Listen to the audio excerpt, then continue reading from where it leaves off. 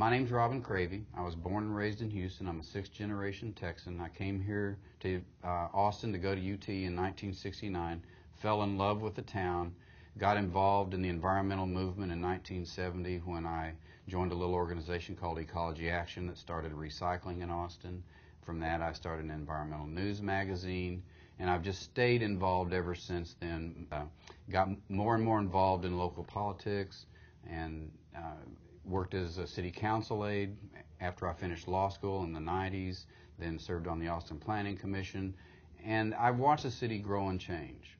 I know it's going to continue to grow, and we have to take that change as an opportunity and make it work for us, use it as a way to do good things for the city. We should be doing several things. We should be moving forward strongly on renewable energy. We should also be moving forward strongly to encourage conservation of energy, and we should be moving forward on energy efficiency.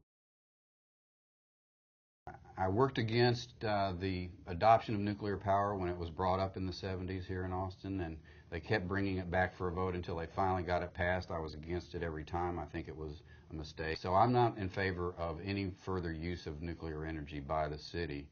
I'm not in favor of buying into any new plants. I would even look at putting what we have on the market, at least look and see how feasible that is. The kind of coal we're burning is lignite, which is a pretty dirty kind of coal, and so it's tough. And that plant is upwind of us, and so the emissions from it blow into the city. So it's affecting our air quality. Now, it has recently been upgraded, but for air quality purposes. But I don't think that that's the kind of energy that we should be using going into the future.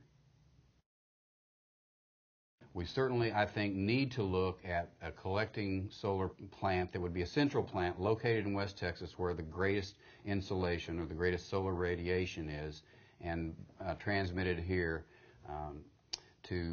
along transmission lines. But we can also do a lot with photovoltaics right here in the city of Austin, installed in on homes and businesses, commercial buildings.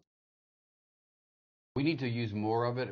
I think we were an early adopter of wind power, and so we got some good investment in at an early stage, and we're continuing to buy more wind power, but there's certainly a lot more we could do. We're not really leading on that. We're sort of in the pack on that, and we could get out in front on it. We should do that. It should be one of our premier energy sources, and it can be if we just invest now and get going on it.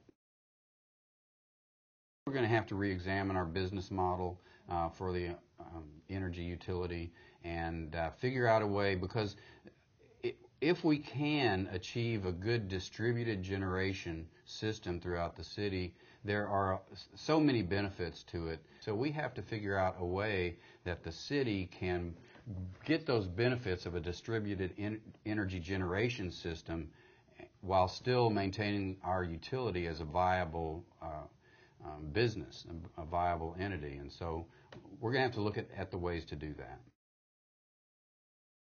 The old way of doing things, of building giant freeways and 5-level interchanges, has run out of gas. We can't afford that anymore. And so we've got to change the way we do things. What we've got to do is make it safe and convenient and pleasant for people to walk, for people to bicycle, and for people to take transit. And if we do that, people will use that. They'll take advantage of that. And that's how we can make it possible for people to get around without getting stuck in traffic. So without even talking about whether we're going to build new streets, the streets we have to be maintained, because they're so dangerous now that it's hard to ride a bicycle on the streets. So those are the directions that I think we need to go in. Tie the entire city and even the region together with public transit, efficient, frequent public transit, and then make it pleasant for people to walk and bicycle.